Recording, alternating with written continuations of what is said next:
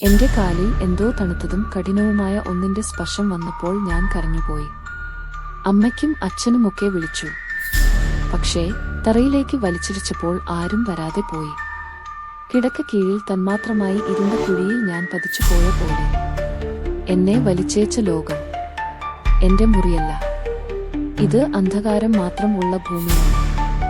എന്റെ പിറകിൽ അനവധി കണ്ണുകൾ, ഒരേപോലെയുള്ള കുറെ മുഖങ്ങൾ എന്നെ നോക്കിയിരിക്കുകയാണ്. ആ മുഖങ്ങളിൽ ഓരോന്നും എന്റെ പോലെ തന്നെ. പക്ഷേ അവരെല്ലാം നല്ല പോലെ ചിരിക്കുന്നു. അവൻ, എന്റെ പകരം എന്റെ കിടക്കയിൽ കിടക്കുന്ന ആൾ, ഇപ്പോൾ എന്റെ ജീവിതം ജീവിക്കുകയാണ്. അവൻ നന്നായി സംസാരിക്കുന്നു. അമ്മയെയും അച്ഛനെയും അലറിപ്പുച്ഛം കൊണ്ട് നയിക്കുന്നു.